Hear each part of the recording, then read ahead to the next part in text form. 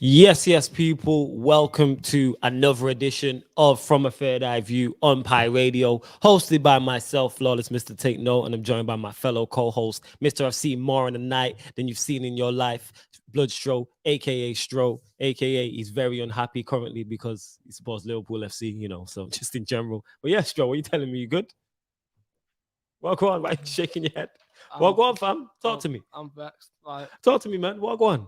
Uh, What's going on? Before we get into all of that, though, please make sure if you are watching on the YouTube, people, you hit the like button on the video. Vitally important you do that. Share it across all the socials as well. Click that share button, share it to Twitter, Facebook, Instagram, WhatsApp group, WhatsApp status, etc. Share it. Go to my Twitter, and that's me flawless, and you can retweet and like it from there. And that's me flawless is my Instagram as well. And you can find Stroll socials as well. And make sure you follow Pi Radio across all socials. And if you haven't seen From a Third Eye View before, it's myself and Stroll talking all things Premier League, all the Premier League results, biggest news, etc. And love to everyone who's locked in by a more traditional radio means. If you're in your car right now, you're in your house, we are on DAB radio. That goes out to the small number, of just 500,000 people. Nationwide, but we move. But yeah, we'll start with you, Stro. Where do you want to start? Well, mine's a segue into the reason why I want us tip tables up, smash stuff. I'm so mad right now. You're an Arsenal fan. What do you mean? True. Yeah, it could be worse. It could be bottom of the table. You could be bottom of the table, -9 goal difference. Relegation battle. 0 goals.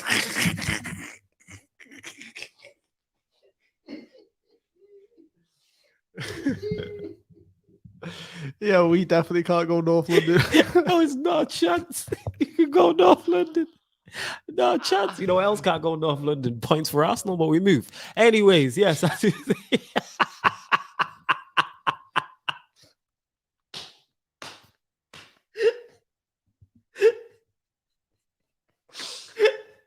Yo.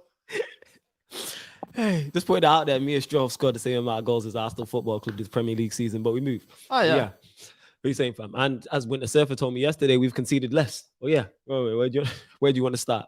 The big game of the week. All right, let's go to the big game of the weekend. Liverpool 1, Chelsea 1. As the Liverpool fan, I'll let you go first and give us your thoughts on the game overall. Of course, the red card for Reece James, etc. The referee spoiled the game for me. Yeah. Now, I'm not talking about the red card specifically. I'll come on to that in a minute. Just the way the referee controlled that game was so poor for both teams. So I'm not surprised. It's Anthony Taylor. He's supposed to be one of our elite referees. Shocked the reason why England don't have any England representatives, referees at World Cups. It's poor. Honestly, the standard of refereeing in England is so average compared to other countries and other leagues. But what a game, end to end. And then the incident happens. It's a stonewall penalty. 100%. Stonewall penalty. Without question. However, this is where I think there needs to be common sense. And you have to have common sense in this game. Okay, talk about it. Although the rule is if you deny a goal scoring opportunity with a handball, it's a red card. There's not much Reece James can do in that situation. It hits off his 5 foot. It's a stonewall penalty. What doesn't help him is his hand movement. But you can understand why he's having to move like that. That's where common sense needs to come in. It's not a red card. And although it didn't go in our favour that either, because Chelsea were defensively under Tuchel as solid anyway. Do you know what I mean? Defensively, they took Havertz off, put Kovacic on, and then they just sat back. Don't get me wrong, they were sitting back most of the game and trying to hit us on the counter-attack. Yeah, which you would expect. So what that meant then was that we had to be a lot more tactile in terms of the way that we're trying to break them down. Yeah. And we were struggling because they just sat every man behind the ball and they were picking the counter-attacks. Yeah. And yeah, it was just a frustrating game more than anything. Van Dijk looked unbelievable. Matip got rolled once by Lukaku. Apart from that, I thought Matip dealt with him really, really well. And there's a bit down the sideline where he shoulders him off the ball and sends him near the stands. I was like, "Whoo, didn't expect that." Good battle. It was a good battle. Oh, I enjoyed it. But I expect that, and you can tell Chelsea are going to be a massive threat this season. That hit Havertz, Mount, and Lukaku in that three if Lukaku and Mount specifically picked the Reds up a bit sooner and played the right pass, they could have been a couple goals up. Yeah, I agree. But apart from that, I thought we dealt with him quite well. Jota made a big difference when he came on the pitch. I felt sorry for Firmino because he was starting to really control that game. Yeah, I just want to say big up to Sasha, big up to Conrad, big up to Noah. Ups. Everyone in the chat. Mods, please be on job, with the fake accounts. But love, go on, carry on. Yeah, I was just saying it's a shame Firmino had to come off because he was controlling that game at that point. He was picking up pockets of space. Defensively, he was unbelievable. But he was starting to dictate, and he looked like the Firmino from a few years ago. Okay. He picks up the thigh or the hamstring injury, and then you see the difference when Jota then comes on. Right. Instantly we score and get the penalty. The tempo just got raised instantly. Yeah. And then I want to get your takes on it because I'm specifically stopping at that point because it comes on to my segue, which I'm fuming about. But what are your thoughts on it? Thoughts on the game is what you said there about Chelsea looking good. That's why they're my pick for the title. I said it. No other team to me goes down to 10 men at Anfield and looks as defensively comfortable as they do.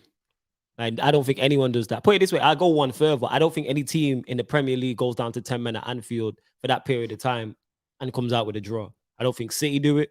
I don't think Manchester United do it. I don't think Leicester do it. West Ham, whoever. Like, I don't think any of the team.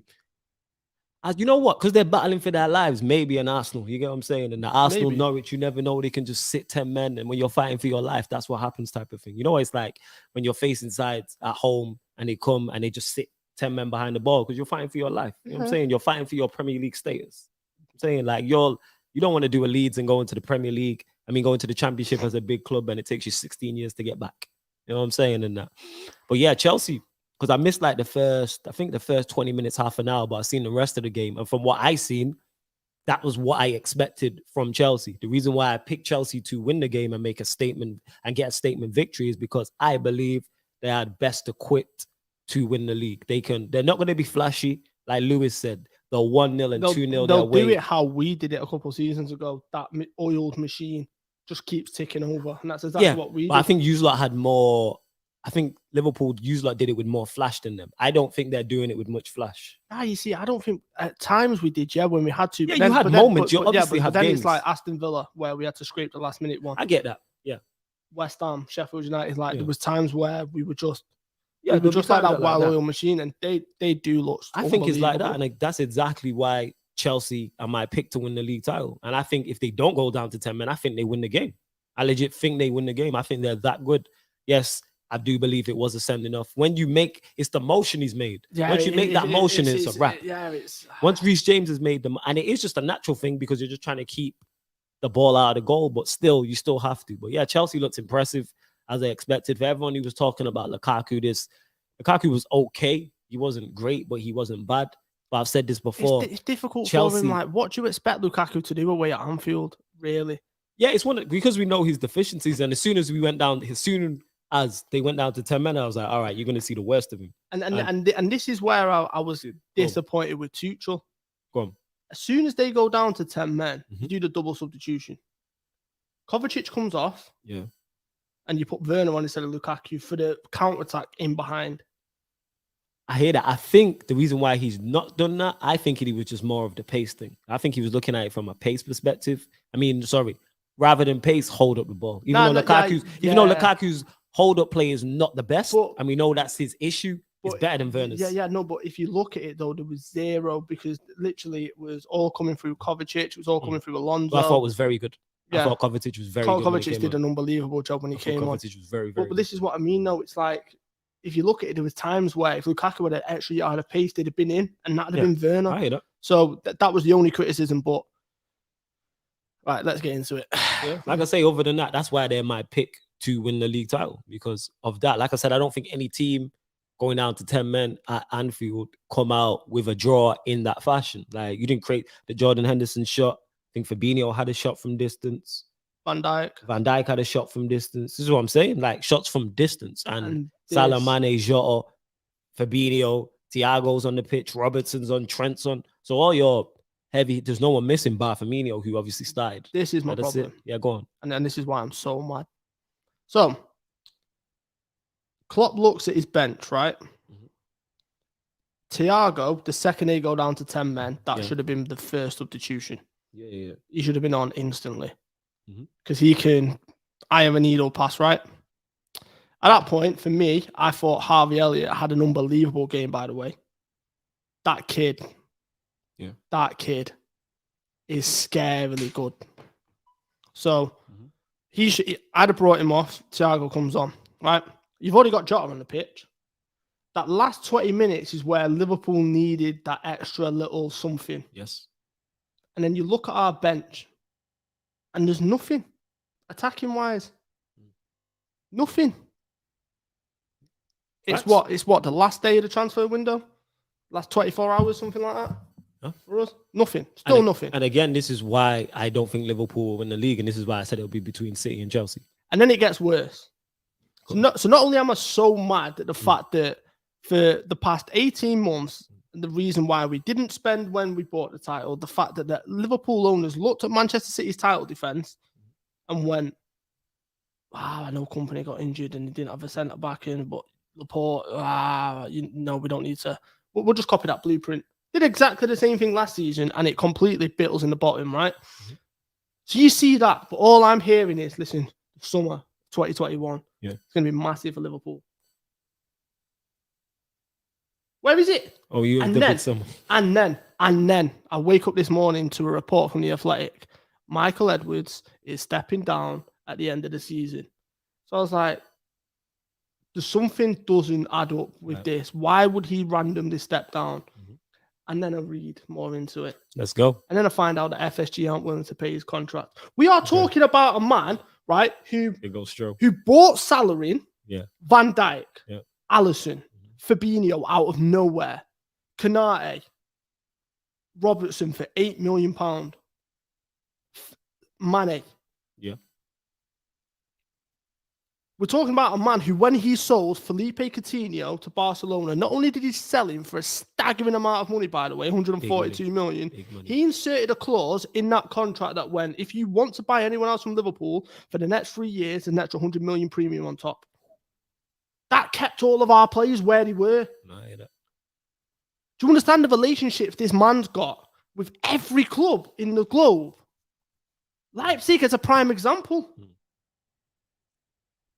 Why do you think we got Konate for cheaper than his release clause? I forgot you got Konate. I actually forgot about Konate. What? And you're not willing to pay his contract? Are you stupid? In what planet are you living on? This man is the best director of football in the past 10, 15 years. Tell me I'm wrong. There's no one that has made that amount of signings and sold the amount of players that we sold. Brewster, £25 million.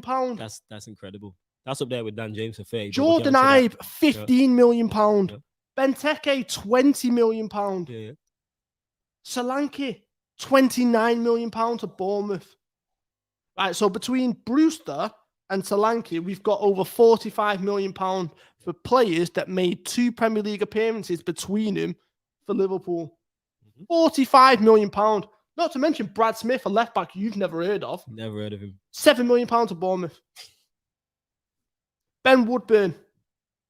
I can go on. Yeah. This man has made sales for literally over 130 million on complete deadwood in our squad. Yeah.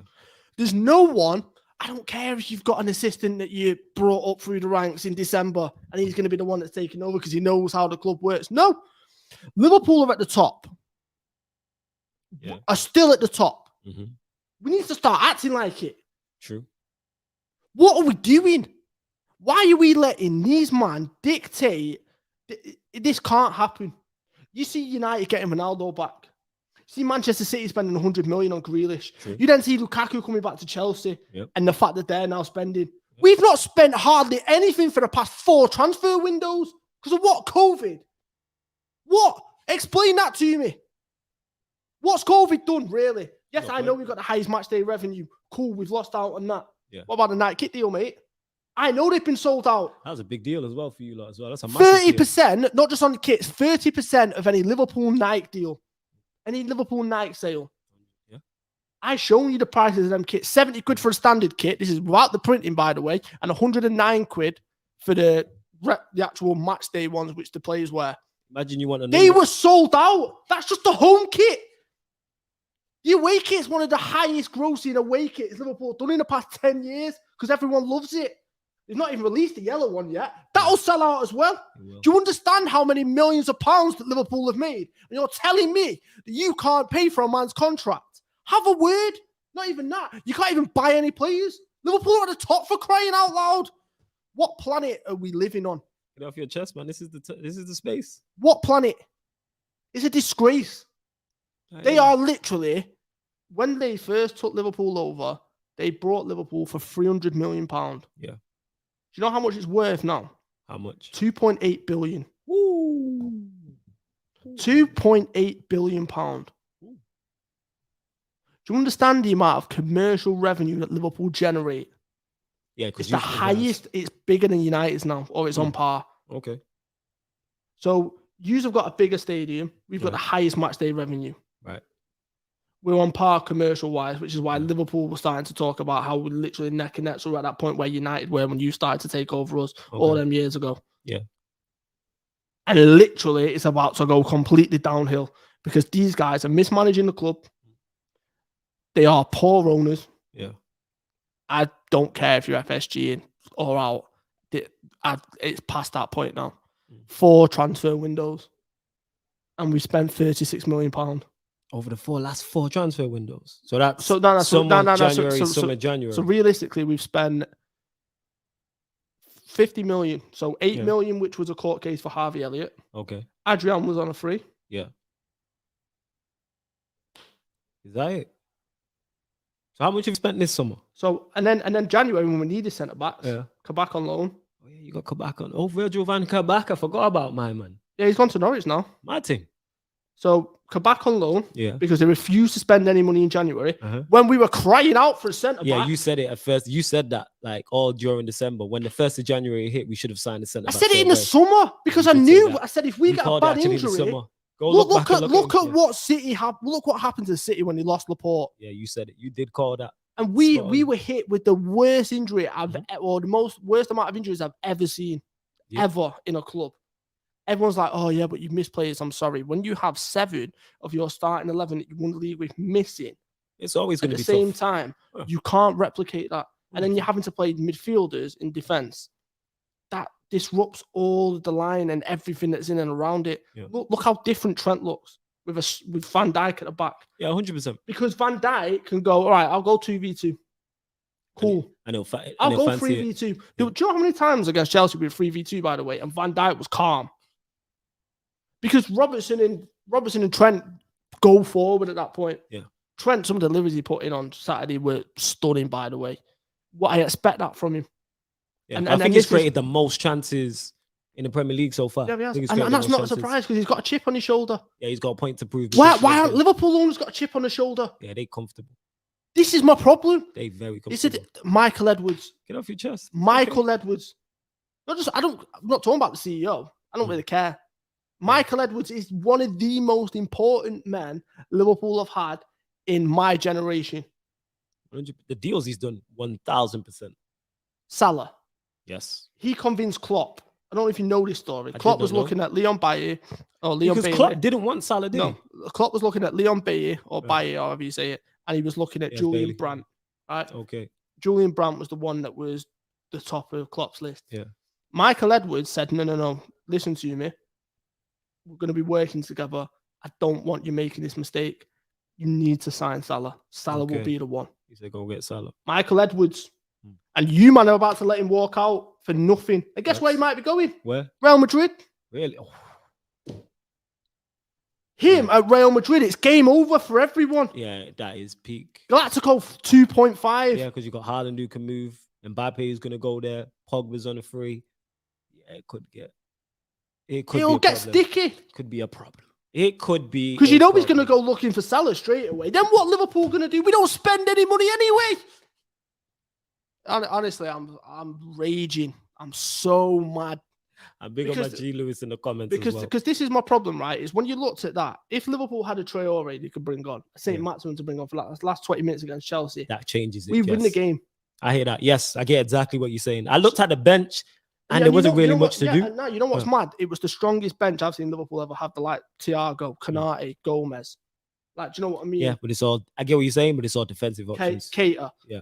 They're all midfielders and defenders. Yeah, there's nothing. There's nothing going forward. The drop off from when Jota came on, and then you look, and we need a bit of extra urgency. Bearing in mind, I haven't even talked about the best bit yet. Go on. Mane and Salah are going to the African Cup of Nations for a month in January. Yeah, but they only missed. We was looking at this yesterday. They only missed potentially 3 games or 2 games. All right, cool. Do you know who we play? Yeah, you've got Chelsea. Brentford. Actually, they might be back for Chelsea depending on if they win the final. Chelsea's the first game. Nah, it's the 1st of January, but the African Cup of Nations don't start till the 9th. Right, okay. So you'll be all right. But here's my point. Yeah. Yeah, I think 3 games. Yeah, you might be if they make the final. Who? Enrique, Minamino. Who? Minamino. Who? You got Jota. No, you got Jota, fam. Jota. Who? Harvey Elliott can play. Can you not play out wide?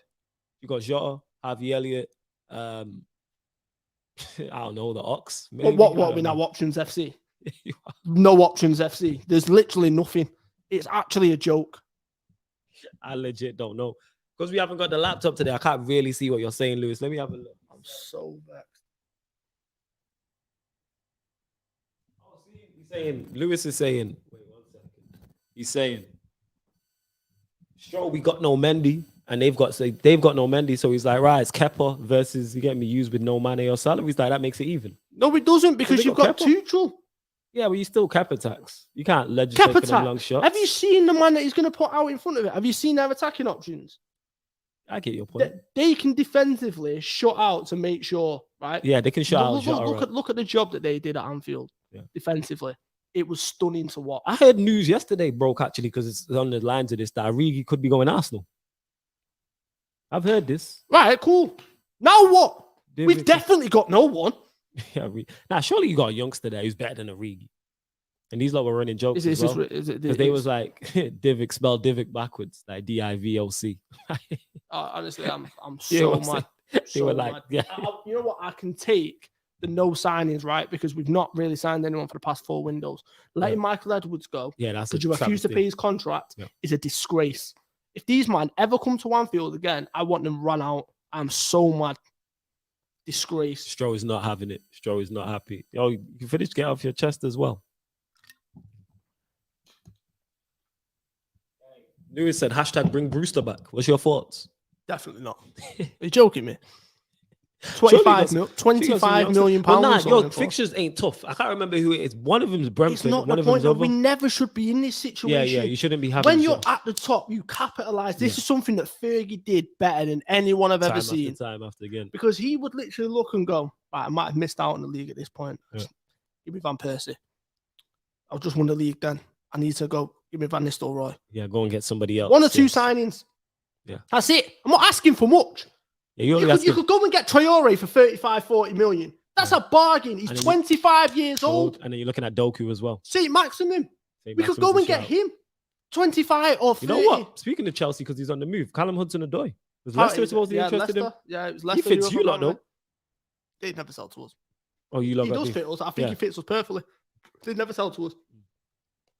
Look at them two as options. Imagine you've seen the way Troy played yesterday. Yes, we're imagine he comes on.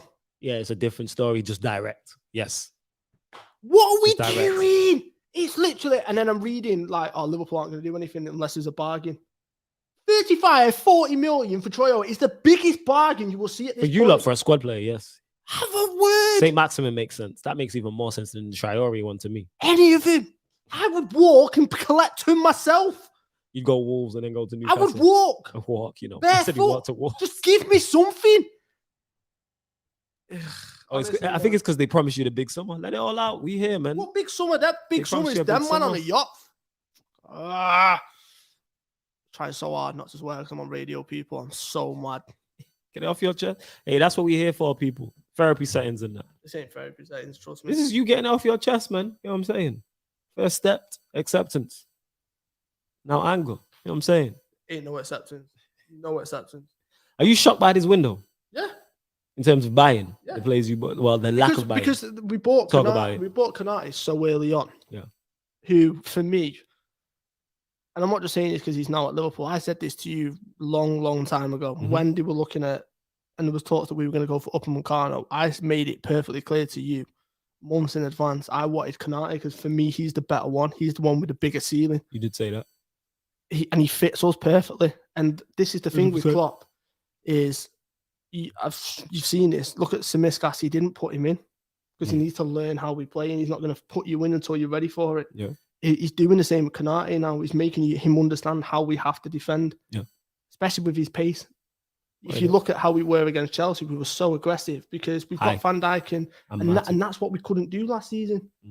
And you've seen how many times we were starting to get exposed. And United were a prime example when at that game at Anfield, when that first ball went through the lines, Liverpool were like, "Oh, get back."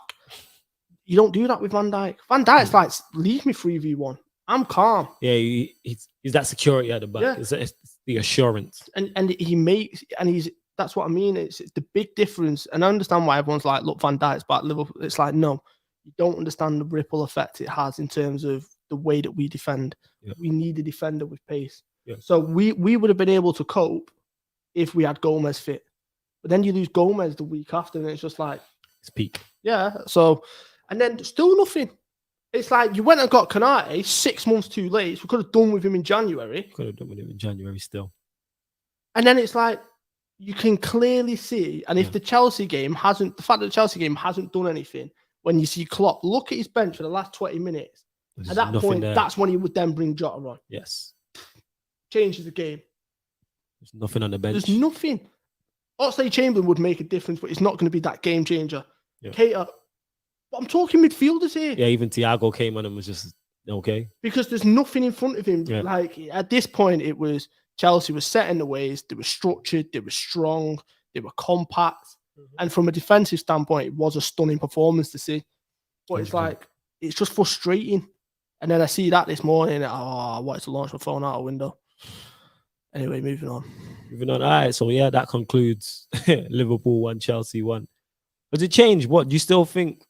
What's your thoughts on the title? Does it change dramatically with this news and the result as well? Watching Chelsea, it's definitely changed. I thought I was City at first. It's definitely Chelsea now. Don't want to say I said, but go back and watch last week's show, people. No, you did say, but it was like I wanted to see them at Anfield, and I said this to you.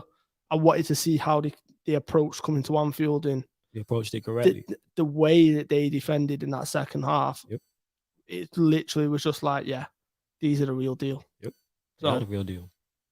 Very interesting to see. I look at Chelsea and I'm like, yeah, usually the team to beat. When you can defend and they have, like, you spoke about their attacking options, they got goals over the other end. And I think they're the best defensive unit. Individually, it's a whole different conversation, but I think defensively as a unit, I think they're the best in the league. And that's what I'll take them over. I think Liverpool are very good as well. I think City are good, but I think they're just that above. It's just when you put Jorginho and Kante in front of that, and it's a back five. I didn't think Kante had a great game. He wasn't great, but he just... Same with Jorginho. I didn't think they needed to be great. They were decent, solid again because of the structure of the team. They don't have to be great. But one thing I will say is the impact Jordan Henderson has in our midfield in terms of tempo. How much quicker will Liverpool style of play in terms of moving the ball quicker? Yeah, that's true. Like I said, because I missed the first half an hour or so, I only seen it after I seen from half an hour. But it's like literally you just see him. He sets the tempo in terms of he'll press. I thought he scored that screamer as well. Him. Oh, if he did. But yeah. Because nobody was criticizing him, and then we all said, yeah, he's going to go and stick it top bins. And he took that shot, and I thought it was in. I was like, I thought it was in. I thought it was literally Stamford Bridge again. I was just like, wow. Jeez. He's got that in him, though, which is, he just doesn't shoot enough, which I find strange. But yeah. Anyway, Chelsea, one game I really like. Liverpool won, Chelsea won. All right, we can start there. What's the next game you want to go with? It's all or nothing, isn't it? This guy wanted to go here. So City put 5 past rock bottom Arsenal. City put 5 past bottom of the league Arsenal. It would have been more shocking if City would have won the game 2-0 beforehand. Everybody knew what was going to happen. That's the crazy part about that game is that everybody was expecting City to smash them, not just win. It's now the norm when Arsenal get beat. It's not a shocking result anymore. You know what's mad as well is I've got a mate who puts a lot of bets on, right? Yeah. And I'm not condoning betting people. However, yes, please gamble responsibly. Only if you're over the age, legal age. He bought. This was his bet, right? And he won a lot of money. He put City to win by more than 2.5 goals. Yeah. I can't remember who he had for City to get booked. Granit Xhaka to get sent off. Granit Xhaka for you, innit? Your captain. I think it was it and I think Aubameyang. it was Torres to have more than 2 shots on target. Do you understand how ridiculous that bet is? Number one. And the thing is, that's a safe bet. It's a very safe bet. That's not a safe bet. Even if City played Norwich, it's not safe. They played Norwich. Norwich didn't go 2-0 down. They were 2-0 down inside 12 minutes. I did a watch along for it. What Norwich in? Nah, for City Arsenal. Oh yeah, I was doing a watch along for it. And we was watching, and everyone was just creasing. The goals that they conceded as well. Awful. Right? The Gundogan one is the one that sticks out the most. Terrible. That and the last one, right? And I'll tell actually no, all of them are terrible. Right. Gundogan was the smallest man in that box at that time. A free header at the back post. Do you understand? Right. So that's poor in itself. The state of the goalkeeping. That man crossed the ball like it was Burnley. What on earth? See, he got the ball out wide and was just crossing it. Because they literally watched the Brentford game and went, "What, you let a throwing bounce in your box? All right, cool. Watch this." The ball. I seen Jesus pick up the ball and cross it in. And it was like, so I seen that and I was just like, wow, that is awful. Gundogan at the back post up like a salmon. Right.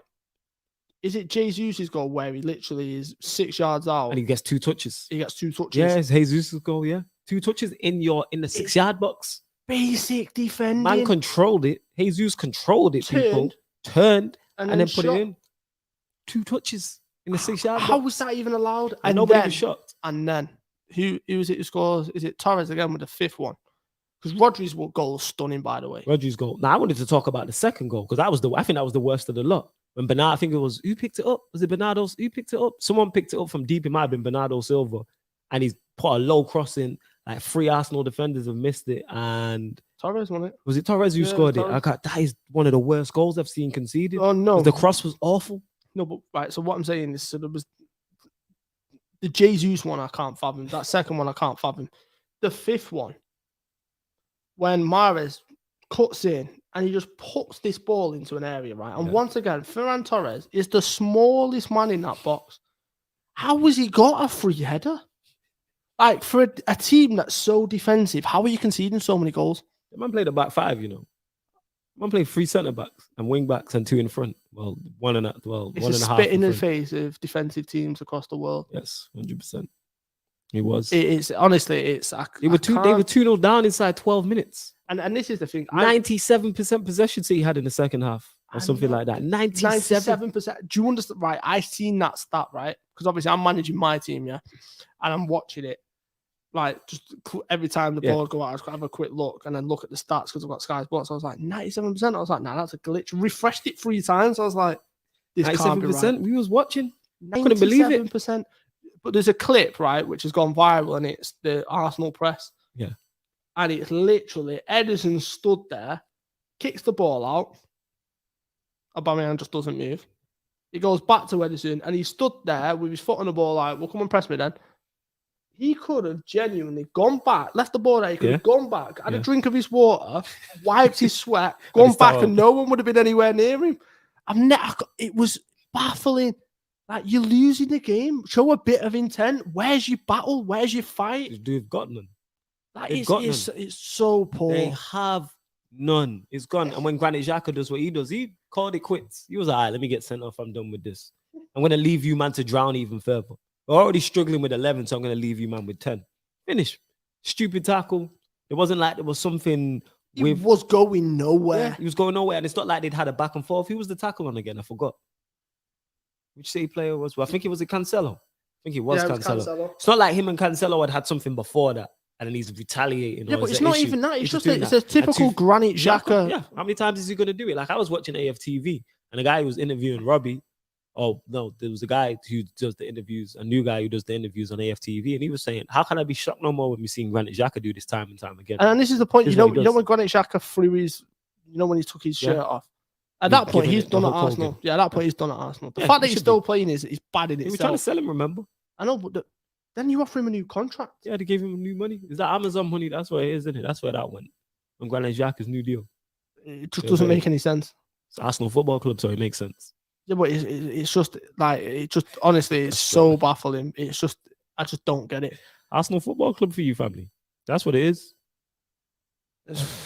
And honestly, that whole performance is embarrassing. Like, and I said this to you last week, and for those that are watching, I said this. It was like Arsenal are now at a stage where they are genuinely going backwards at an alarming rate. Yes, they're legit. And if they are not careful, they could seriously end up in a position where they could do a Leeds. And this isn't me joking. I'm being deadly serious right now. Sell this to me. Lacazette's going to run his contract out, and he's gone on a free next year. Okay, so Lacazette, right? You're pinning your hopes on Smith Rowe and Saka, who I think are phenomenal talents, by the way. Yo, big up Emil Death Row. The supporting cast is awful. And we're talking about, and it's like, oh, yeah, but that never happened to us. Did you see the Leeds team? Yeah. The year before, they were Champions League semi-finalists. Yes. And that Leeds team was better than our Arsenal side. Well, better than his Arsenal side. Well, better. Who was the manager? Was it David O'Leary? O'Leary went, and then I can't remember who they got in. Okay, I was going to say, well, I'm presuming whoever that manager is has more experience than Arteta. Whoever came in for Leeds got relegated. Experience than Arteta. What we're talking about here. Like, this is like literally they are. He will get sacked by November. He's gone. That's being generous. You think November? I think if they lose to Norwich, it's finished. It's a wrap. That's a relegation 6-pointer. That's 19th versus 20th. If they lose to Norwich, yeah. And joking aside, right? And I know you really want to banter it, but joking aside, right? It's I look at this Arsenal team, and Smith Rowe's got a fight. Yeah, Tierney's got a fight because he's Scottish. Yeah, Tierney's got it. Saka's got a bit of bottle. Yeah, that's it. Yeah, and then I'm looking at it and I'm like, in a relegation battle, you're relying on two kids. No, you need a bit of bottle. You need a bit of spirit, and you need a fight. That what I seen at the Etihad, they look like they've already been relegated. You've got Rob Holding. You know what I'm saying? Yeah, it does look like a team who's giving up on the manager. You got Rob Holding, not even looking where Gundogan's going in. Then you got the seaside Rob Holding to come in. You know what I'm saying? And you've got my man from Brighton, innit? That's why I call him the seaside Rob Holding. They're the same, innit? He's from the seaside, innit? Nah, come on. Ben White's got a talent. He wasn't even playing. Yeah, he wasn't playing. My point is, he's not going to come in and save him, is what I'm saying. No, it'd have probably been 4-0. He's not coming in to save him. It's like you look at it, Tierney, who's one of their better players, constantly injured. Partey, the same, constantly injured. Lokonga looks like a player, but he's a player. He will get Arsenal. He's a player you brought in, and then you don't start him. Same with Mari. Mari was on the bench. That's your signing. When a manager's not playing his signing, what's the issue? I don't understand. The manager's the issue. You're trying to get rid of Kolasinac, and you're playing Kolasinac. Yeah, in one of your toughest away days. When I seen Kolasinac as the first centre back, I was like, "What on earth? What's he doing?" But Mari's on the bench. That's your guy. Lokonga's your signing. So for everyone talking about the injuries which they have had, why are you not playing your people? Did I or did I not say this to you? That Arteta's got an ego. You did say this, yes. This proved it. Mm-hmm. This game specifically, the fact that he thought he could go away to the Etihad, face Pep, and set up in that way, and he would be fine. You need to understand where you are. Arteta, you're at Arsenal Football Club. You are 20th in the Premier League. You are realistically, for the time being, fighting relegation, right? You need to set up defensively to not get beat. Yes. You have to approach it like a Burnley would. Yeah. But he refuses to. And that's what's going to cost him. I said this from the second that they signed him, that Arteta has got an ego. And you can tell. Yeah. And here's the thing is, you saying he don't make it to November. I think if they lose to Norwich, he's got... November was being nice because if they lose, let's keep it real. All jokes aside, if they lose to Norwich, he's not going back into the changing room with a job. They lose to Norwich, like they have to sack him. For people talking about, we know Arsenal's board is incompetent. We know the people in charge are incompetent. But if they lose to Norwich at home, bear in mind Norwich are one of their relegation rivals. You also have, on 0 points. You have waiting for when he does the Sky Sports interview, and just as he's doing that, coming in his office. Like, you should know. Like, they should hand it to him during the interview. You know what I'm saying? And that. Like, there's no way. I imagine that for telly. They could lose to Norwich. That being said, after the 2-0 defeat, Laura Woods is like, so how do you think the game went? He's like, yep. I'll see you later. Yeah, it's finished. It was. But I think they'll beat Norwich, though. Yeah, I think they'll beat Norwich. But then after that is where it gets a problem. Something terrible. Yes, it'll be terrible. It won't even them that score, it'll be like an own goal or something. It will be an OG. Like a Grant Hanley own goal. Because they play... Their fixtures are tough because then they play, I think, Burnley away is after that. Yeah, and we went through the fixtures Burnley last week. away after that. City coming up, Liverpool. You got the Cojones derby against Watford, North London derby as well. I'm so gutted that Troy Deeney's got same as we could have just stuck the nail in one more time. Man. So it was just kicking a dead horse. People are like, why'd you get onto Arsenal? Forever, ever, ever. I will get onto these man if they were in League Two. Oh, You know yeah. what I'm saying? Like 100%. They're in the Championship. We will cover them on this show. Putting it out there now. I would go live at their games. If they're like, I would go to the home end. I would go to Huddersfield. Go Preston. Preston ain't far. Doncaster. Go Doncaster. Coventry's only Midlands. Let's go in Sheffield it. Wednesday. Like, let's just far. Everywhere north. We will anywhere that's near. Like literally, we would go Oldham. And in the games that I can't get to, Watch I'm doing watch-alongs. Yeah, I'm doing watch-alongs 100%. Oh yeah, like Championship watch-alongs 100%.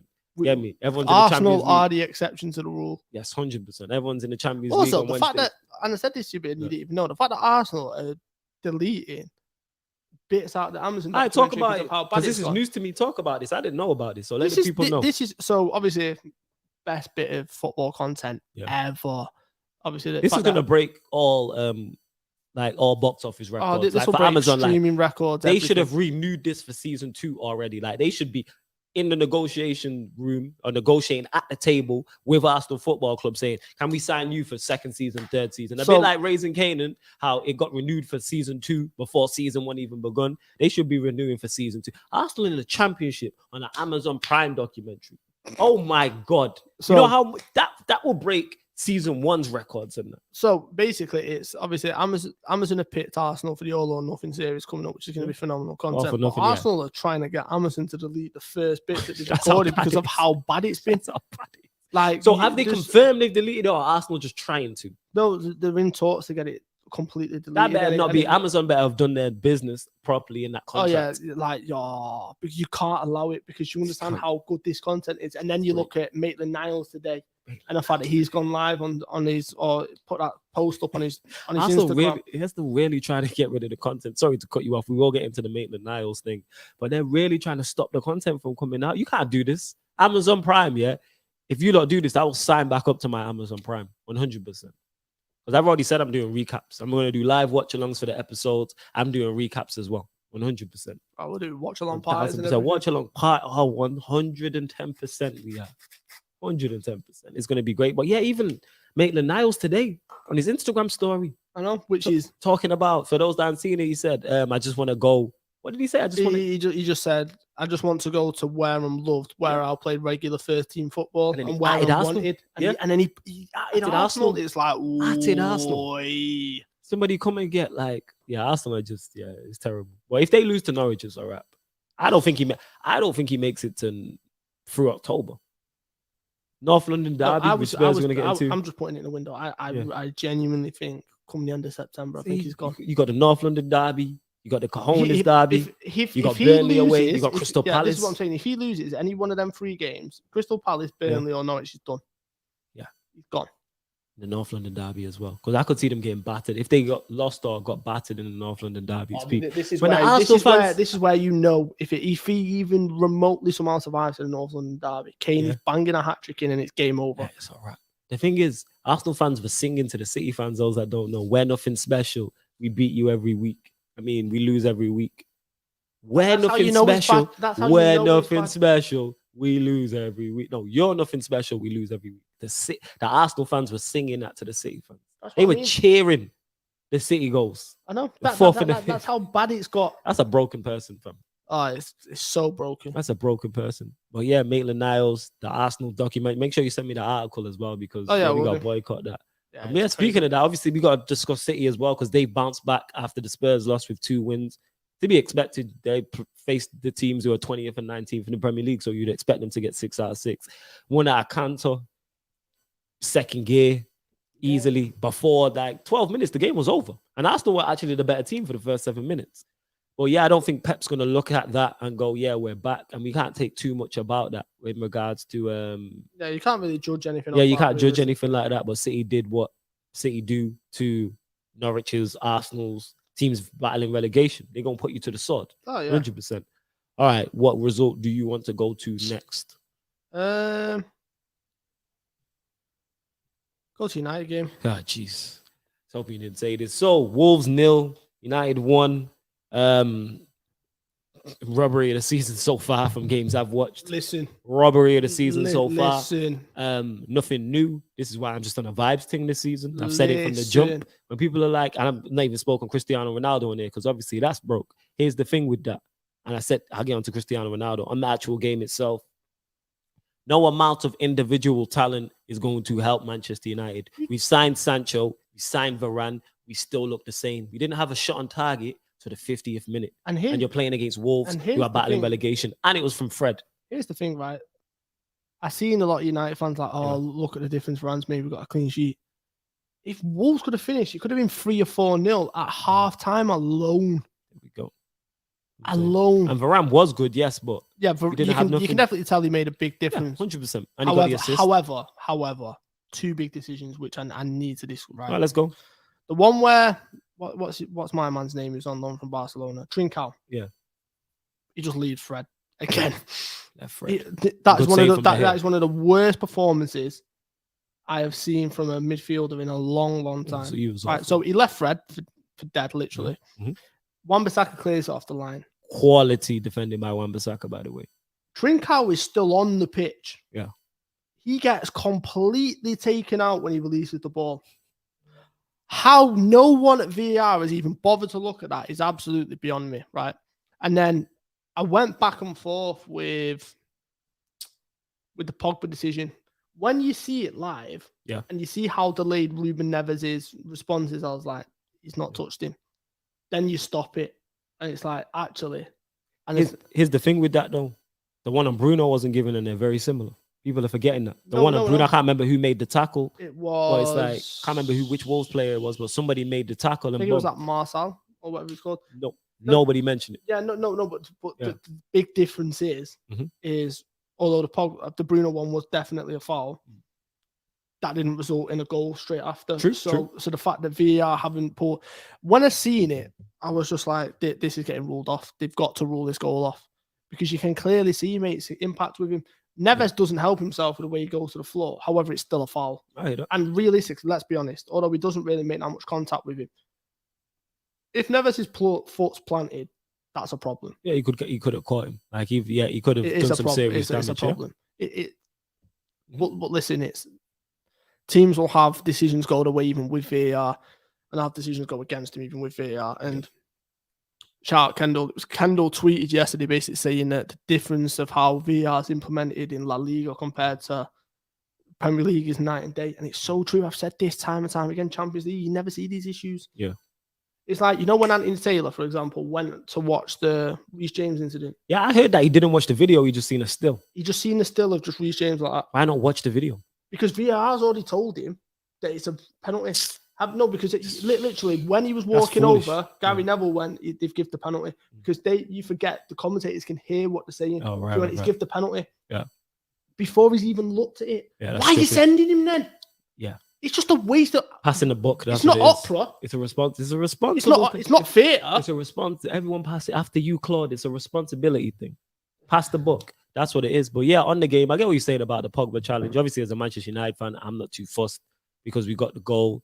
Greenwood doing what Greenwood does. I said it at halftime. Again, I was on the watch along. Everyone's going wild. The fans are on with shout out to Zeno. Eddie was on. Dan Sillyman was on. The chat with Manchester United fans is going wild. People are trolling us. And we got to halftime and I said, United are going to win this game. It was a piece of individual brilliance. I called it. Do you know how I knew? Jamie Carragher. Yeah. Commentating. Yeah. Turns around and goes, if you challenge him for the title, these are the kind of games you've got to go and win. Yeah. Martin Tyler made a comment like, do you think they're going to win it? And he went, yeah. As soon as he said that, 2 minutes later you score. Yeah. And it's the worst bit of goalkeeping I've seen, by the way. It's not a good goalkeeping. Do you know what's mad? Before that, he came out and he headed the ball away.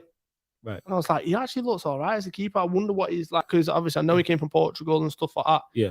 Speaking of goalkeepers, David De Gea. What world-class save. I've been one of his biggest critics. I've been one of his biggest. Lord. One of his biggest in terms of criticizing him, and one of his biggest, I don't know, critics. Is that word? I don't know, critics. That's the word. One of his biggest critics. But that the rebound, world-class.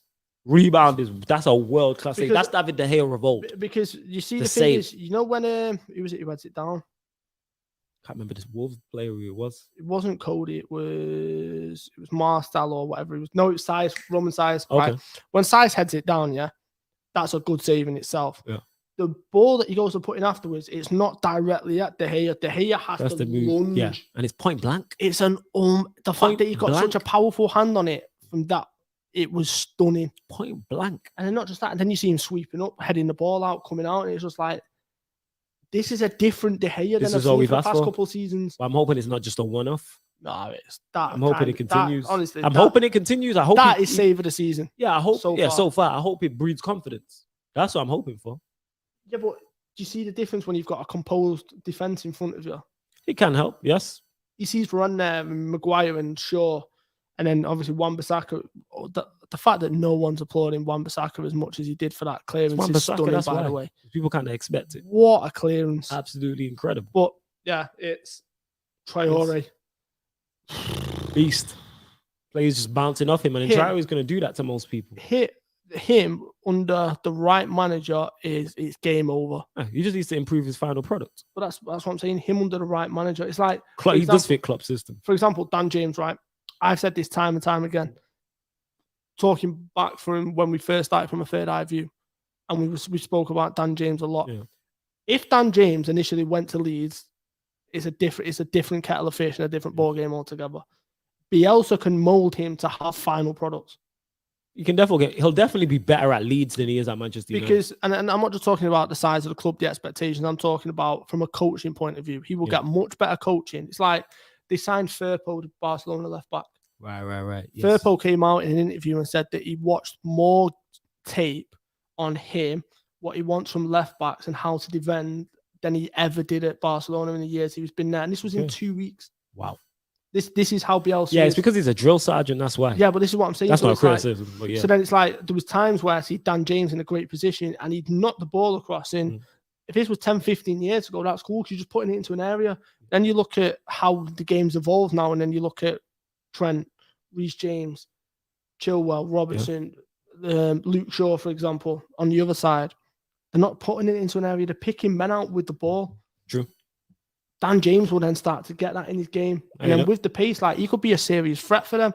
And I think 30 million is well. We're still on the game, like you said. Yeah, De Gea, world-class save. Wan-Bissaka defensively, always good, especially what he did going forward and effective. Luke Shaw, which people are not mentioned, poor going forward. Oh, yeah, he was awful. He's poor going forward. Awful. Maguire wasn't good either defensively. Varane looked solid. That's what I wanted to see, and he got the assist. Fred in midfield, awful. Pogba playing back in a double pivot after getting 5 assists in 2 games playing on the left to bring in Dan James is absolute nonsense. Yeah, it doesn't make but that is typical Ollie. Bruno, ineffective. Have you seen there's a picture floating about on Twitter? And who's got the ball? I think it's Wan-Bissaka who has the ball in like the right back area. And our 4 attacking players are all stood in one line. Yeah.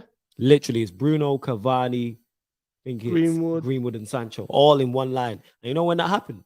The Europa League final, same exact thing. Again, Bruno plays as a 9, people. Yes, this is not me criticizing.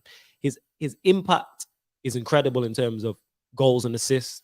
But when he's not scoring or assisting, I'm not going to go as far to say he's a liability, but there's a problem there. And that's the issue we have.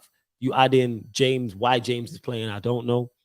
Sancho, people are trying to get on his back, but again, he was ineffective. We've seen talent die out here, and Greenwood, he always looks bright. Here's the thing, right? I remember when we went away to Wolves, and Traore was just running riot for the first 10 minutes. We then brought Fabinho on. Yeah. Fabinho's smart. He knows he's not going to pay for him. However, he knows how to position himself, and he knows how to read when he's going to do it, so he can take a few steps back to nick it.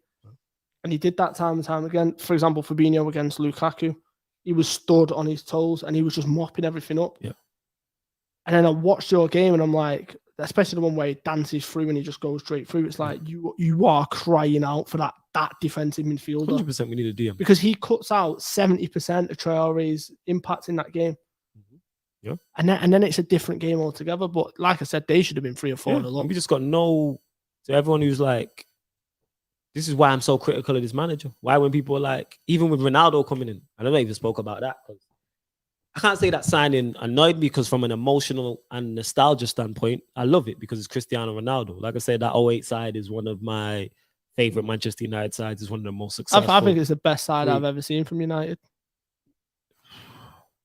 It's just not better than the '99 side simply because of the midfield. No, I'm talking. It's just that front three was. Yeah, that front three was ridiculous. But yeah, onto that, you literally went and signed Cristiano Ronaldo because he was going to Manchester City. That is a terrible way to do business. And that's an awful way to do business. Absolutely dreadful. Don't worry about what Manchester City are doing on and off the pitch. How about we focus on us? How about we go and sign a DM? What is required? What is required? Cristiano Ronaldo is not what Manchester United need. He doesn't push us significantly closer to winning a league title or challenging for the Champions League, even with him in the squad. Will he come in and score goals? Absolutely, because he's Cristiano Ronaldo. Bear in mind, people, as well, we're also getting a 36-year-old Cristiano Ronaldo. This ain't Ronaldo in his prime. This ain't the Ronaldo who left. This is a 36-year-old Ronaldo who is good in the box. Cavani came on the pitch for 30 minutes. You know how many touches he had on the box as our number 9? Zero. I was about to say that one. In the box, zero. You know how many touches he had overall? I think it was 12 in about 40 minutes. And people think Ronaldo's going to come in and instantly change that. I seen our positional map. Dan James was high on the right. Sancho and Shaw on the halfway line.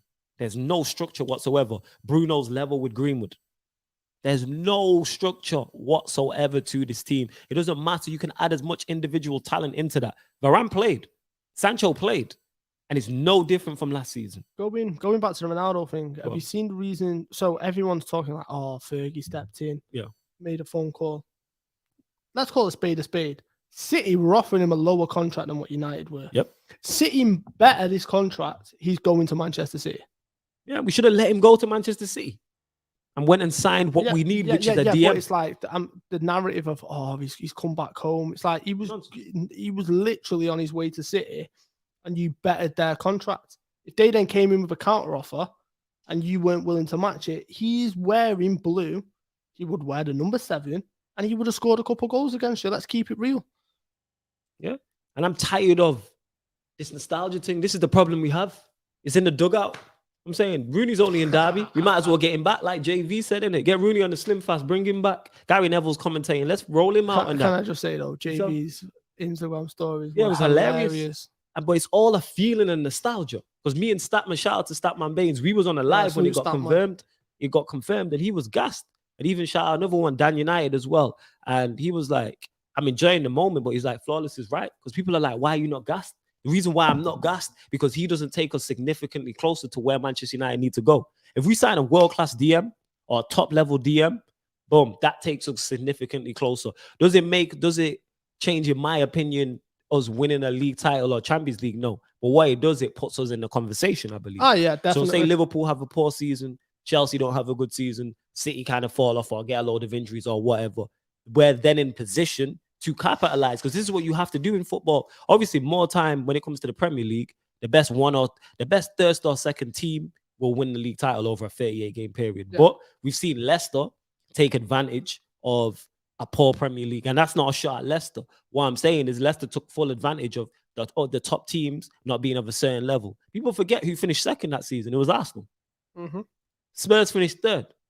That lets you know the levels of it. And we see it all the time, and more so in cup competitions. When you get a favorable draw, you can take full advantage when you have talent. We've seen Italy win the Euros. The best team to me that Italy played during the Euros was Belgium, who I don't even think were great. That was a Belgium with no Hazard and a half-fit De Bruyne. And again, that's not a shot at Italy. Italy did what they were supposed to do. We've seen England get to a Euro final because they took advantage of a favorable draw. We've seen them in the World Cup get to a semi-final because of a favorable draw. We've seen Chelsea win the Champions League because when the knockout rounds was drawn, all the other top teams and all the favorites are on the other side. That's not a shot at Chelsea. They did what they're supposed to do. United are more than capable. Carragher stuck it on Neville and was spot on. If you put Klopp, Tuchel, or Pep in charge of this United side, we're title challengers. Yeah. We're title challengers. Breaking news. 1,000% go on. Here's with the breaking news. So it's one we've already talked about, but Dan James to Leeds from Manchester United, done deal now confirmed. Here we go. The agreement has been completed for 28 million euros with add-ons. Personal terms agreed a few minutes ago. Medical tomorrow morning. Wow. Hey, what is that? 30 million? No, 28 million 28 euros. So it million. works out about 24. But with add-ons, you'd expect it to be about 27. That's more than what 28. we paid for him still. It is a lot more than what you paid for him. That is a staggering deal for United. That is, like I said, though, I think he will be a nightmare He'll be under better. Bielsa, which is something I don't really want to see. Obviously, so we're going to be interlinking with the transfers. Kabak to Norwich is here we go, done.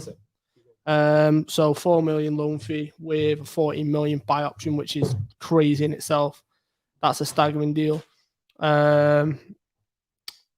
Tottenham potentially losing Vinicius to PSV Eindhoven, something to watch. Reece Nelson to Feyenoord.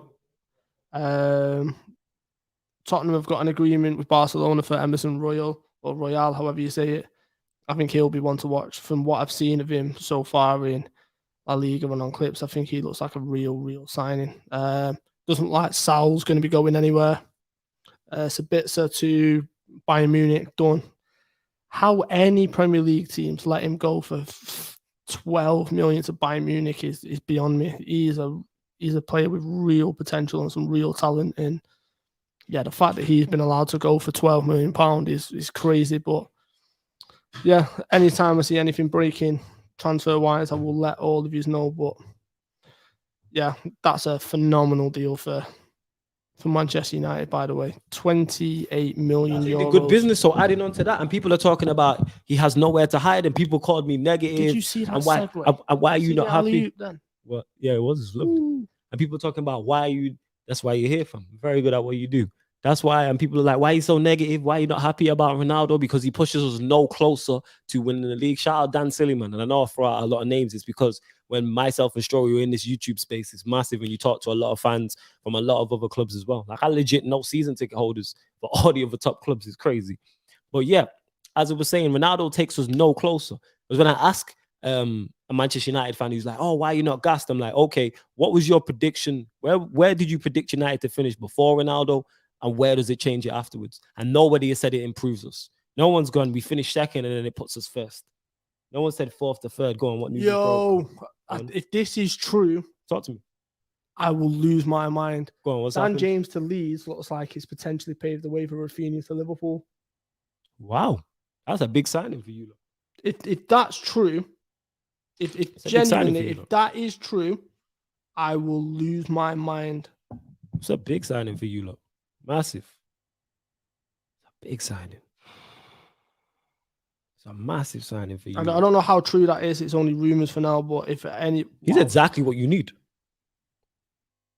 He's exactly what you need. Exactly what you need. Oh, if I don't think it'll happen, but if it did... I thought you were going to say Michael Edwards. What's it called? Was re-signed from? Nah, I'd be on the chair dancing. Like, I don't think you understand how important that man is to Liverpool. He's the second most important man in Liverpool apart from Klopp. Wow, that's a big statement. He is. It's a big statement. But yeah, like I said, and this is why I was on a vibes thing in regards to, I said when it came to Manchester United, I'm just buckled in for the ride. I'm not expecting nothing. It was a good game. I'm not expecting nothing. I fully enjoyed the game. I really did. What, the United game, yeah. Wolves game? Yeah, because it was just from a neutral, it was just back and forth. We were awful. Yeah, no, you were poor. But nothing changed. And here's the thing is, people think Ronaldo's going to come in and change that. Why? Somebody tell me why. Why do you look at that team under this manager and go, Ronaldo's going to come in and change that? Varane was there, he played. Sancho was there, he played. We look exactly the same as we did last season. Exactly the same. Toothless. How you got Sancho, Greenwood, Pogba, Bruno, bring on Cavani, Martial? That's 6. You know what I'm saying? Stroll's has been talking in depth about Liverpool's bench. United's bench, an embarrassment of riches in regards to our attacking options. Cavani and Martial came on. I'm saying Rashford isn't even fit. No Diallo, Wamata, Donny. Like you can name like 10 guys. Like there's 3 different lineups we could put out in terms of front 3/front 4s or 2 to 3. But yet he can't get a tune out of any of them. And here we go again, relying on individual brilliance, because that's what we are. We are individual brilliance in FC. We are individual brilliance FC. That's legit what we are. Individual brilliance FC. And we rely on it. And Greenwood was that. Because when you have enough of it, and we've added to it now with Sancho and Varane, more often than not, you're going to win matches. Can you individual brilliance your way to a league title? Absolutely not. I've never seen it happen before. Never seen it happen before under this manager. I mean, and under a manager of this quality. If Ollie wins the league, he's the worst manager to ever win the Premier League to me. Easy in the last 20 years. Tell me a worst manager in the last 20 years. There isn't one because you've seen like Klopp's better, Pep's better, Ranieri's better, Wenger's better, Ranieri's better, Fergie's better. Yeah. Who else? You can't argue. I can't remember who won it for Blackburn, so that's why I didn't say the entire Premier League era. Dalglish. Was it Dalglish? There you go then. Dalglish actually won a Premier League title, so that tells you all you need to know. And Dalglish is one of the most prolific managers in English football, so it's like...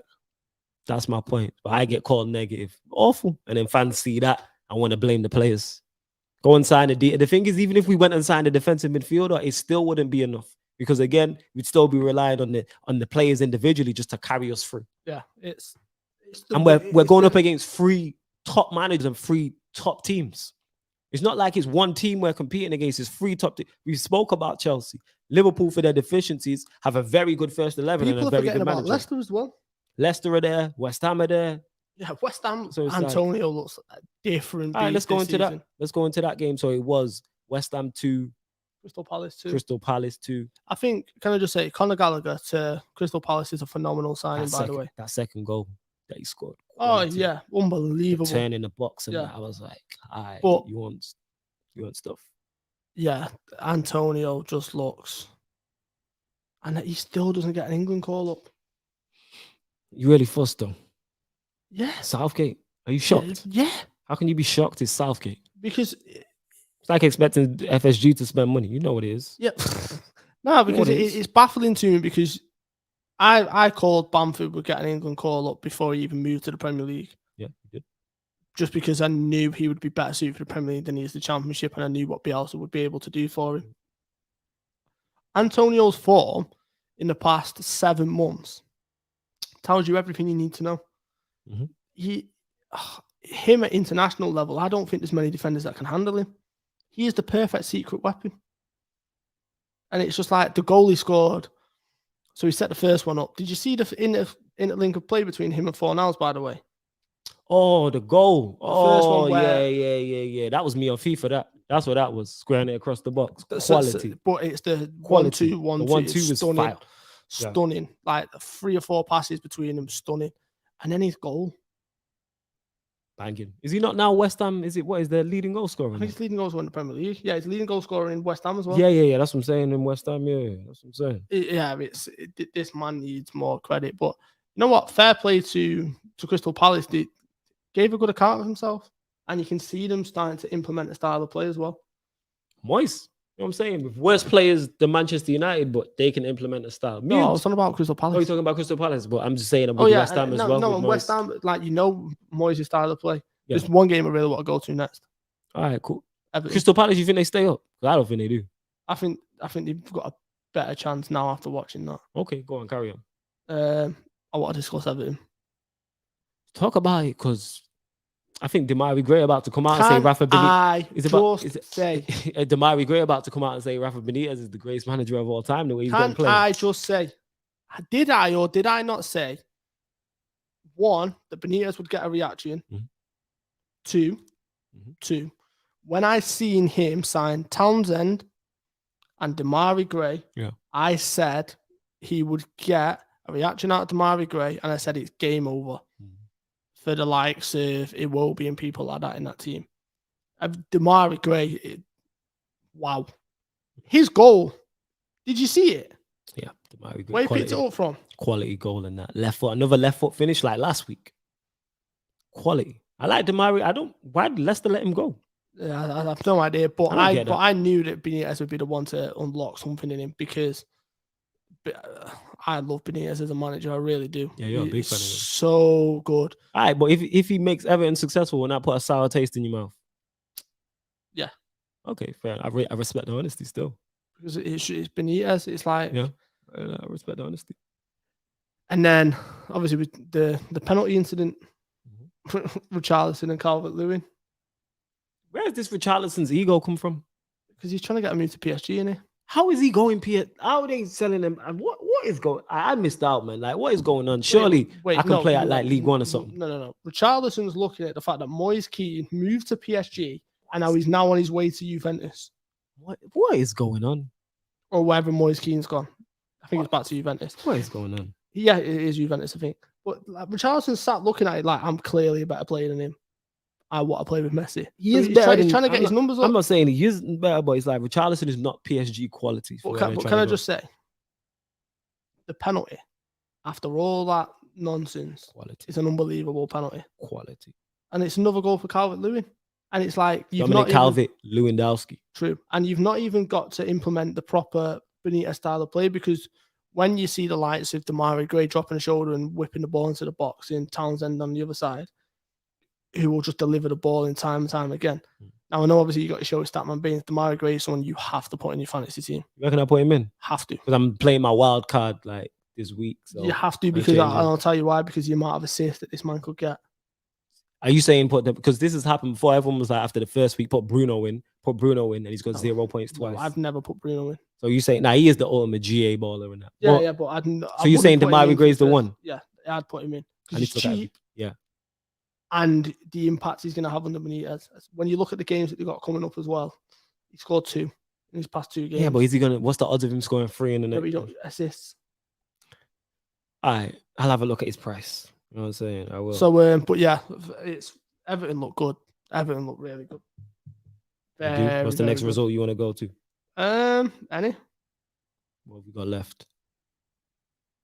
I'm trying to think what we got left. Oh, Burnley against your boys, Leeds, 1-1.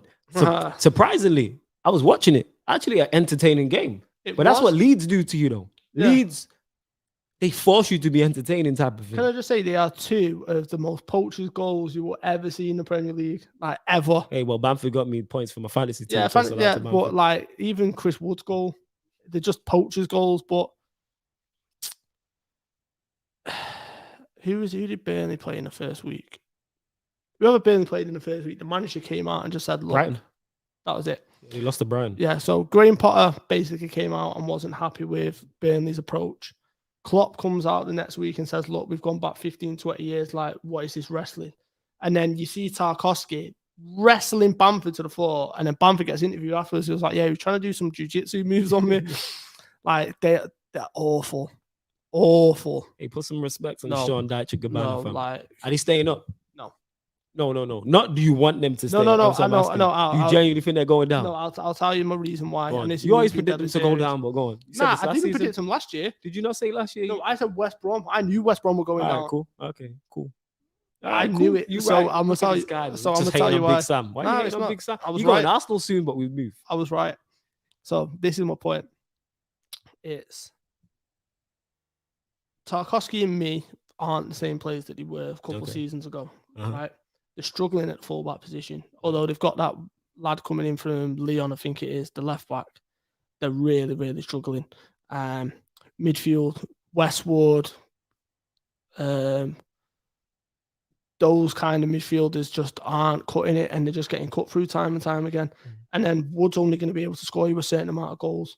The fact that they've re-signed Aaron Lennon tells you everything you need to know. They let him go. They released him. And then Aaron Lennon came. Yeah. And then Aaron Lennon came back just to train with him. And because they've got no other options and they've got a lack of money, they've had to re-sign him. Yeah. And they're not trying to sign that left back from Leon. That's what I'm saying. He's signed, but it's just like, that's it. I still think there's worse teams than him. No, I think there's worse teams with him. However, I think they could hit a real bad patch. And it's like you look at him last season, like they started off awful and they've started off poor again. And I just don't think that this time that they're going to be able to, or they're not going to be able to, they're not going to be afforded that luxury.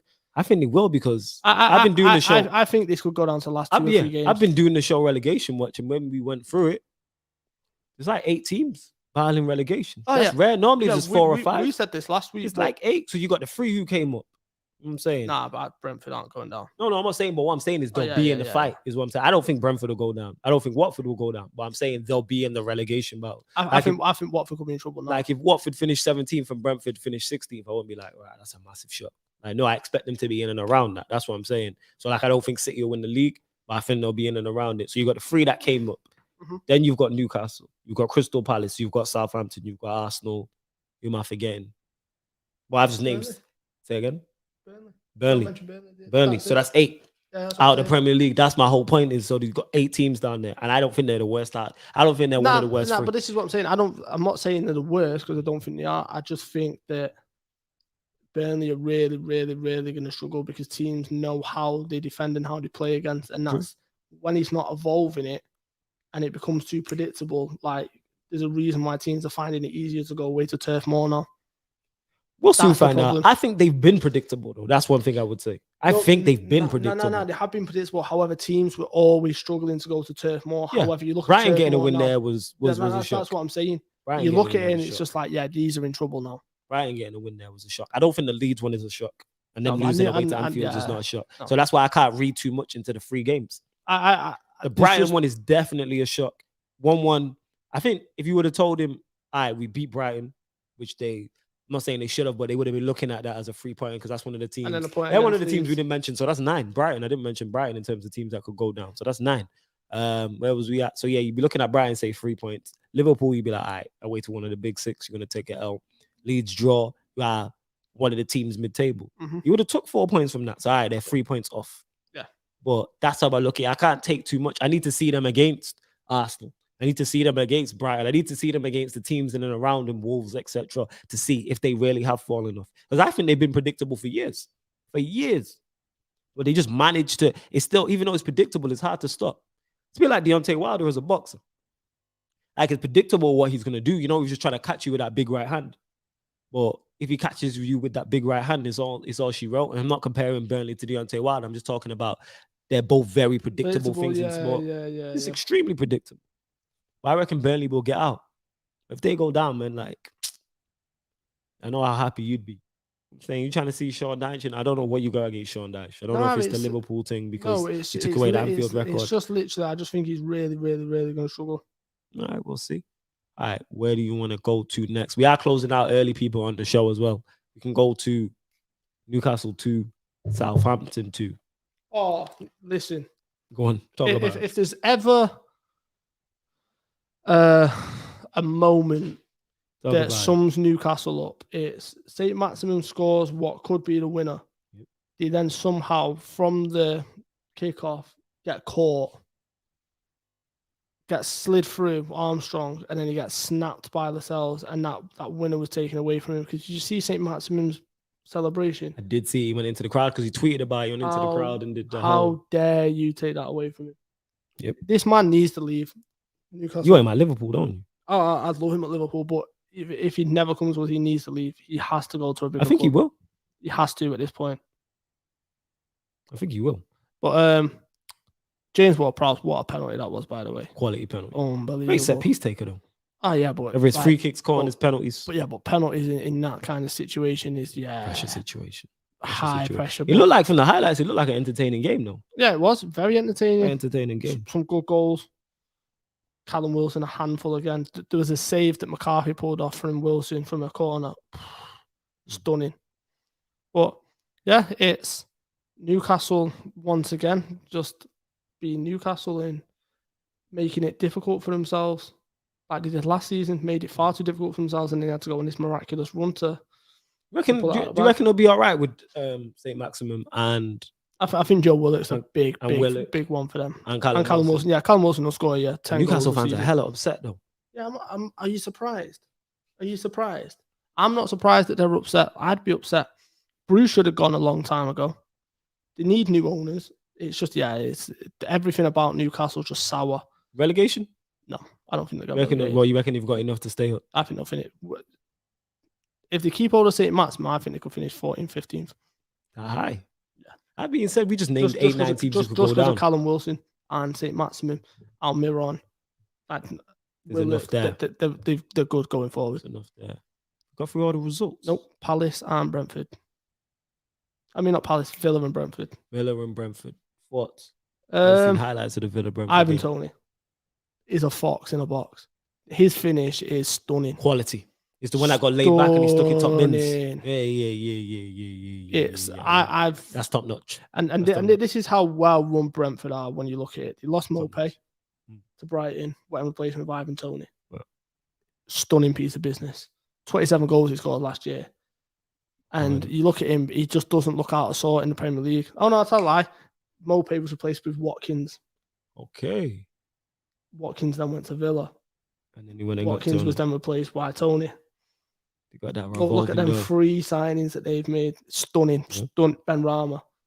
Stunning. Yes, Honestly, like they are such a well-run club and they play good football. they do. That's why I think they'll be all right. I said from the jump. Did I not say? Yeah, you've been Brentford? talking about Brentford for the past couple of years now. Because they should have come up earlier. They should have come up with Leeds, but they completely bottled it last season. Or no, the season when Leeds came up. But yeah, Brentford is stunning to watch, and the facilities are great. Good manager, like it's good vibes, and yeah, that finish from Tony was stunning. I think he's one. Give it a couple games, I'm going to stick him in my fantasy team because he will start picking up goals and he'll start picking up points. I think Brentford have. When me and Statman was talking, that they have a tough up and running. That's why I said give it 3 or 4 games, and then after that, I'm looking to put him in. But yeah, they're good. But Buendia, what a way to mark your entrance. I agree. They will stay 100%. What a way to make an entrance. Did you see the finish on the edge of the box? It's another stunning finish, and Buendia is known for that. Great bit of play. Quality. Ings with the assist. Thank you. Yeah. Did Ings get the assist? Yeah. I didn't even know he got the assist. I forgot he got the assist. He's in my fantasy team. I didn't do too well this week. You know what I'm saying? Yeah, we are. We moved. Very, very good. But yeah, that was another good game. Another good game to watch. Last but not least, don't feel about this Tottenham Watford. Obviously, Spurs, 100% record. We'll run through the game quickly and then get our thoughts on Spurs. I've said, I was the one that called Nuno to Spurs before anyone. Yeah. I said he'd do a good job at Spurs because he's that good of a manager. Yeah. And it's no surprise this start. He's got Dele Alli playing like Dele Alli of old. He looks good. Yeah, it's the goal. It's one of them. It's that defensive, pragmatic approach, though, that Nuno kind of has. Is that going to be enough for them to... Yeah, where do they look to finish? Is it top 6? Is that what Spurs are looking at? Top 8. Realistically, Tottenham have to be top 8. No, they'll be top 8. But I'm saying that's the starting point they have to get to. I think they'll finish top 8. Yeah. Because they finished, 7th last season? For them. No, 8th, wasn't it? No, Arsenal were 8th. Oh, God knows. Yeah, top 6. Yeah. Because Arsenal were 8th. West Ham were 6th. Nah, because Tottenham Conference League. Yeah, West Ham are in the Europa League. Yeah, but what I'm saying is Conference League's like 8th, 9th, 10th. No. It's not. It's 7th, fam. Oh, I don't even know. Yeah, it's 7th. Because Arsenal finished 8th. Back-to-back 8th place finishes, fam. I'm saying. How did they get out of Europe? Who? Arsenal. Then. Because 8th don't win, European nothing, fam. Conference League. Yeah, that was for 7th. Because Leicester won the FA Cup, innit? Oh, yeah. Leicester won the FA Cup. That's why. Yeah. But yeah, Tottenham, Watford. It looked like, again, highlights. It looked like a decent game as well. And Watford gave Spurs a game. Same way Wolves gave Spurs a game, but it's just that quality you have. And with Son, they have that. One thing he's made them, like we spoke about, he's made them defensively solid. And when you have Kane, which is Son, something you don't Dele Alli, ever associate with Mora, yeah. Like when you have the players going the opposite way, you can do bits. I'm just surprised he's not worked with Ndombele. Don't get that. There's something that's gone on behind the scenes. Yeah, that makes no sense. Don't get the Ndombele. And then he posted the picture of him and Harry Kane on the gram. It looks like Harry Kane. We haven't spoke on that. It looks like Harry Kane is staying at Spurs. Told you. I'm surprised. Me and Tox sat here and said that Grealish signing is telling because the fact they don't want to pay the money. No, the fact that they're willing to spend that on Grealish means they wouldn't get Kane. And me and Tox said this from the jump. So yeah, I'm not surprised he stays where he is. Yeah. Next summer will be very interesting because it's a different story. Yeah, he ain't going nowhere next summer. That's a wrap. He's at Spurs for his entire career now. I don't think he is. So where do you think he goes next season? Imagine him at Real Madrid. I don't think they go. I think they go get Haaland. Yeah, but if they can't get Haaland, Haaland's got a release clause that's 65 million. Yeah, what I'm saying. Yeah, but then we're talking contract wise, PSG, Chelsea, City. Yeah, I think he's there. I don't think he moves. Yeah, it could do, but yeah, it'll be very interesting. But anyways. Yeah, we are going to close out the show, people. Like I said, we just ran through the rest of the results. We're here every Monday. It's normally 7 p.m. till 9 p.m., but we've just had to cut the show. Obviously, life gets in the way, people. So make this blow up so then we become thousandaires off this, and then we're here every week. You know what I'm saying? We're here every day. That's what it is. Please make sure. That is the plan. That is the plan. You know what I'm saying? Thousandaires. So please make sure you subscribe to the Pi Radio YouTube. Check out the website as well, piradio.co.uk. Looking from a third eye view, the sign way right there.